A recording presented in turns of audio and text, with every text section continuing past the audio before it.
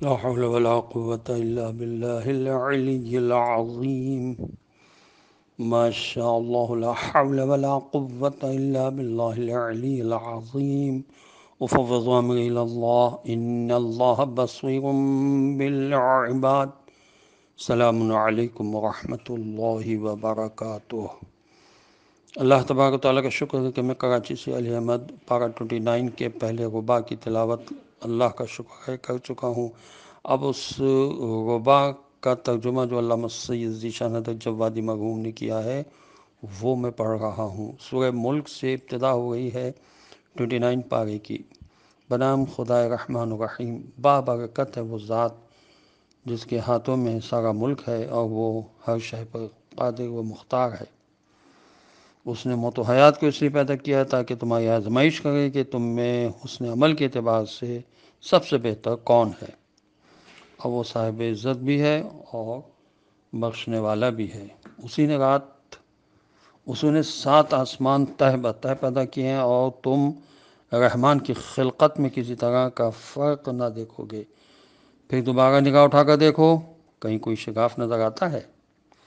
اس کے بعد بار بار نگاہ ڈالو، دیکھو، نگاہ تھک کر پلٹ آئے گی لیکن کوئی عیب نظر نہیں آئے گا۔ ہم نے آسمان دنیا کو چراغوں سے مزین کیا ہے اور انہیں شیاطین کو سنگسار کرنے کا ذریعہ بنا دیا ہے، اور ان کے لیے جہنم کا عذاب الگ مہیا کر رکھا ہے۔ اور جن لوگوں نے اپنے پروردگار کا انکار کیا ان کے لیے جہنم کا عذاب ہے، اور وہی بدترین انجام ہے۔ جب بھی وہ اس میں ڈالے جائیں گے اس کی چیخ سنیں گے اور وہ جوش مار رہا ہوگا، بلکہ قریب ہوگا کہ جو اس کی شدت سے پھٹ پڑے۔ جب بھی اس میں کسی گروہ کو ڈالا جائے گا تو اس کے داروغہ ان سے پوچھیں گے کہ کیا تمہارے پاس کوئی ڈرانے والا نہیں آیا تھا؟ تو وہ کہیں گے کہ آیا تو تھا لیکن ہم نے اسے جھٹلا دیا اور یہ کہہ دیا کہ اللہ نے کچھ بھی نازل نہیں کیا ہے، تم لوگ خود بہت بڑی گمراہی میں مبتلا ہو۔ اور پھر کہیں گے کہ اگر ہم بات سن لیتے اور سمجھتے ہوتے تو آج جہنم والوں میں نہ ہوتے۔ تو انہوں نے خود اپنے گناہ کا اقرار کر لیا، تو اب جہنم والوں کے لیے تو رحمت خدا سے دوری ہی دوری ہے۔ بے شک جو لوگ بغیر دیکھے اپنے پروردگار کا خوف رکھتے ہیں ان کے لیے مغفرت اور اجر عظیم ہے۔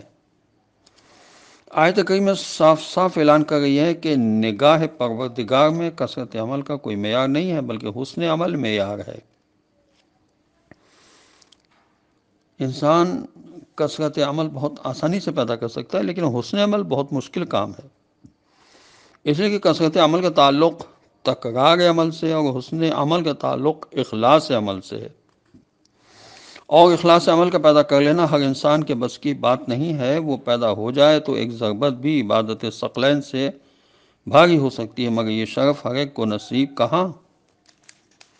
اور تم لوگ اپنی باتوں کو آہستہ کہو یا بلند آواز سے، خدا تو سینوں کے رازوں کو بھی جانتا ہے، اور کیا پیدا کرنے والا نہیں جانتا ہے کہ وہ لطیف بھی ہے اور خبیر بھی ہے۔ اسی نے تمہارے لیے زمین کو نرم بنا دیا ہے کہ اس کے اطراف میں چلو اور رزق خدا تلاش کرو، پھر اسی کی طرف قبروں سے اٹھ کر جانا ہے۔ کیا تم آسمان میں حکومت کرنے والے کی طرف سے مطمئن ہو گئے کہ وہ تم کو زمین میں دھنسا دے اور وہ تمہیں گردش ہی دیتی ہے، یا تم اس کی طرف سے اس بات سے محفوظ ہو گئے کہ وہ تمہارے اوپر پتھروں کی بارش کر دے؟ پھر تمہیں بہت جلد معلوم ہو جائے گا کہ میرا ڈرانا کیسا ہوتا ہے۔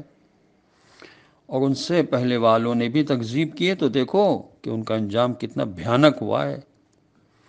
کہ ان لوگوں نے اپنے اوپر ان پرندوں کو نہیں دیکھا ہے جو پر پھیلا دیتے ہیں اور سمیٹ لیتے ہیں، کہ انہیں اس فضا میں اللہ کے علاوہ کوئی نہیں سنبھال سکتا، کہ وہی ہر شے کی نگرانی کرنے والا ہے۔ کیا یہ جو تمہاری فوج بنا ہوا ہے خدا کے مقابلے میں تمہاری مدد کر سکتا ہے؟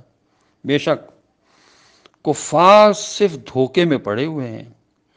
یا یہ تم کو روزی دے سکتا ہے؟ اگر خدا اپنی روزی کو روک لے، حقیقت یہ ہے کہ یہ لوگ نافرمانی اور نفرت میں غرق ہو گئے ہیں۔ کیا وہ شخص جو منہ کے بل چلتا ہے وہ زیادہ ہدایت یافتہ ہے یا جو سیدھے سیدھے صراط مستقیم پر چل رہا ہے؟ آپ کہہ دیجئے کہ خدا ہی نے تمہیں پیدا کیا ہے اور اسی نے تمہارے لیے کان، آنکھ اور دل قرار دیے ہیں، مگر تم بہت کم شکریہ ادا کرنے والے ہو۔ کہہ دیجئے کہ وہی وہ ہے جس نے زمین میں تمہیں پھیلا دیا ہے اور اسی کی طرف تمہیں جمع کر کے لے جایا جائے گا۔ اور یہ لوگ کہتے ہیں کہ اگر تم لوگ سچے ہو تو یہ وعدہ کب پورا ہوگا؟ آپ کہہ دیجئے کہ علم اللہ کے پاس ہے اور میں تو صرف واضح طور پر ڈرانے والا ہوں۔ پھر جب اس قیامت کے عذاب کو وہ قریب سے دیکھیں گے تو کافروں کے چہرے بگڑ جائیں گے اور ان سے کہا جائے گا یہی وہ عذاب ہے جس کے تم خواستگار تھے۔ آپ صلی اللہ علیہ وسلم کہہ دیجئے کہ تمہارا کیا خیال ہے کہ خدا مجھے اور میرے ساتھیوں کو ہلاک کر دے یا ہم پر رحم کرے؟ تو ان کافروں کا دردناک عذاب سے بچانے والا کون ہے؟ کہہ دیجئے کہ وہی خدا رحمان ہے جس پر ہم ایمان لائے ہیں اور اسی پر ہمارا بھروسہ ہے، اور پھر ان قریب تمہیں معلوم ہو جائے گا کہ کھلی ہوئی گمراہی میں کون ہے۔ کہہ دیجئے کہ تمہارا کیا خیال ہے اگر تمہارا سارا پانی زمین کے اندر جذب ہو جائے تو تمہارے لیے چشمے کا پانی بہا کر کون لائے گا؟ الحمدللہ سورہ ملک ختم ہوا اور اب سورہ قلم جو مکی سورہ ہے یہ شروع ہو رہا ہے۔ اس کا ترجمہ پڑھ رہا ہوں ترتیب کے لحاظ سے۔ اس سورہ کا نمبر 68 ہے اور اس کی ٹوٹل آیات 52 ہیں۔ نون سے اس کی ابتدا ہوتی ہے اور اس کے بعد آیت نمبر 1 ہی میں قلم اور اس چیز کی قسم جو یہ لکھ رہے ہیں۔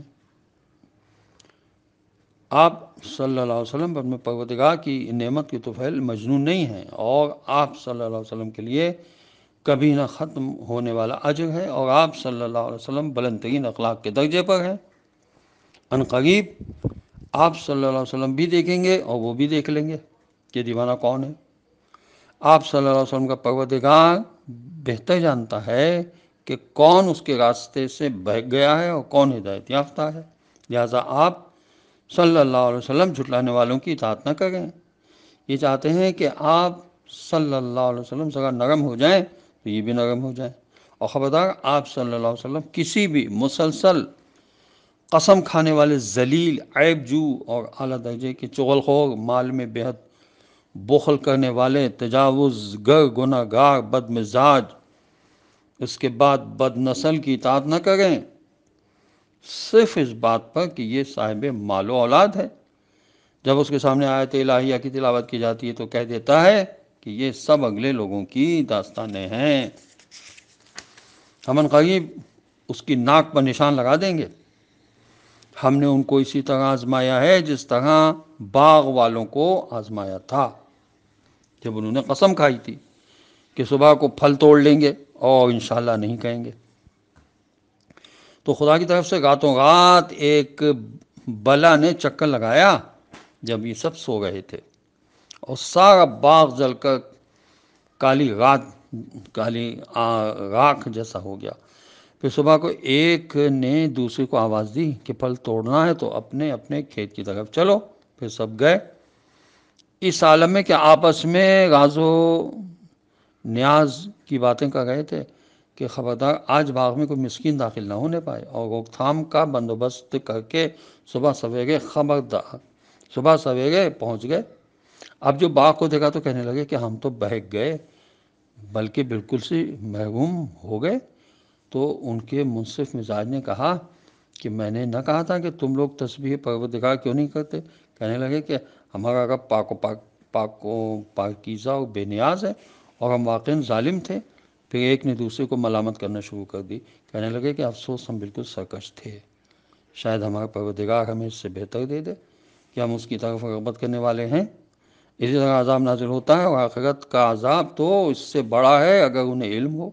بے شک صاحبان تقویٰ کے لیے پروردگار کے ہاں نعمتوں کی جنت ہے۔ کیا ہم اطاعت گزاروں کو مجرموں جیسا بنا دیں؟ تمہیں کیا ہو گیا ہے؟ کیسا فیصلہ کر رہے ہو؟ یا تمہاری کوئی کتاب ہے جس میں یہ سب پڑھا کرتے ہو کہ وہاں تمہاری پسند کی ساری چیزیں حاضر ملیں گی؟ یا تم نے ہم سے روز قیامت تک کی قسمیں لے رکھی ہیں کہ تمہیں وہ سب کچھ ملے گا جس کا تم فیصلہ کرو گے؟ ان سے پوچھئے کہ ان سب باتوں کا ذمہ دار کون ہے، یا ان کے لیے شرکا ہے؟ تو اگر یہ سچے ہیں تو اپنے شرکا کو لے آئیں، جس دن پنڈلی کھول دی جائے گی اور انہیں سجدوں کی دعوت دی جائے گی اور یہ سجدہ بھی نہ کر سکیں گے۔ دور حاضر میں کتنے ہی ابن مغیرہ پائے جاتے ہیں جو دولت کے نشے میں غربا کو بھول جاتے ہیں اور اللہ کو بھی نظر انداز کر دیتے ہیں۔ قرآن مجید انہیں بھی متوجہ کر رہا ہے کہ ہم جس وقت چاہیں ساری نعمتیں واپس لے سکتے ہیں اور کسی میں انکار کرنے کا دم نہیں ہے۔ ہم نے ساری نعمتیں آخرت میں صاحبان تقویٰ کے لیے رکھی ہیں اور کسی بدکار سے کسی بات کا وعدہ نہیں کیا ہے، اور نہ کسی کتاب میں ایسی کوئی آیت نازل کی ہے کہ ہم ان کی ناز برداری کرتے رہیں گے۔ ہمارے یہاں صرف ایمان اور تقویٰ کی اہمیت ہے، اور اس کا معیار بھی یہ ہے کہ انسان میں دولت کا غرور نہ پیدا ہو اور اپنے مال میں غربا و مساکین کا بھی حصہ رکھے، ورنہ برے انجام کے پیش آنے میں دیر نہیں لگتی ہے، اور وہ کسی وقت بھی سامنے آ سکتا ہے۔ اس وقت کوئی غرور کام آنے والا نہیں ہے اور سارا مال ایک مستقل وبال بن جائے گا۔ ان کی نگاہیں شرم سے جھکی ہوں گی، ذلت ان پر چھائی ہوئی ہوگی، اور انہیں اس وقت بھی سجدوں کی دعوت دی جا رہی تھی جب یہ بالکل صحیح و سالم تھے۔ تو اب مجھے اور اس بات کے جھٹلانے والوں کو چھوڑ دو، ہم ان قریب انہیں اس طرح گرفتار کریں گے کہ انہیں اندازہ بھی نہ ہوگا، اور ہم تو اس لیے ڈھیل دے رہے ہیں کہ ہماری تدبیر مضبوط ہے۔ کیا آپ صلی اللہ علیہ وسلم ان سے مزدوری مانگ رہے ہیں جو یہ اس کے تاوان کے بوجھ سے دبے جا رہے ہیں، یا ان کے پاس کوئی غیب ہے جسے یہ لکھ گئے ہیں؟ اب آپ صلی اللہ علیہ وسلم اپنے پروردگار کے حکم کے لیے صبر کریں اور صاحب حوت جیسے نہ ہو جائیں جب انہوں نے نہایت غصے کے عالم میں آواز دی تھی کہ اگر انہیں نعمت پروردگار نے سنبھال نہ لیا ہوتا تو انہیں چٹیل میدان میں برے حالوں میں چھوڑ دیا جاتا۔ پھر ان کے رب نے انہیں منتخب کر کے نیک کرداروں میں قرار دے دیا، اور یہ کفار قرآن کو سنتے ہیں تو ایسا لگتا ہے کہ عنقریب آپ صلی اللہ علیہ وسلم کو نظروں سے پھسلا دیں گے، اور یہ کہتے ہیں کہ یہ تو دیوانے ہیں معاذ اللہ، حالانکہ یہ قرآن عالمین کے لیے نصیحت ہے۔ اور بس قدرت کے اس انداز عذاب سے ہر انسان کو خوفزدہ رہنا چاہیے کہ اور کبھی راحت دنیا پر مغرور نہیں ہونا چاہیے۔ خدا جانے وہ کس وقت عذاب نازل کر کے سب کچھ فنا کر دے اور کسی کو اس کا احساس بھی نہ ہو۔ ایک مبلغ کی عام ترین ذمہ داری یہ ہے کہ مصائب کو برداشت کرے اور نہ بد دعا کرے اور نہ قوم سے کنارہ کشی کرے، انہی کے درمیان رہے اور ان کے مظالم کو برداشت کرتا رہے۔ اس کی تعلیم قدرت نے اسی کی تعلیم قدرت نے اپنے حبیب صلی اللہ علیہ وسلم کو دی ہے، اور اسی کی تعلیم پیغمبر صلی اللہ علیہ وسلم نے اپنی قوم کے مبلغین کو عطا فرمائی ہے۔ ہمیں خدا توفیق دے کہ ہم قرآن کو سمجھیں، سمجھ کے پڑھیں اور اس میں جو احکامات دیے گئے ہیں ان پر عمل کریں۔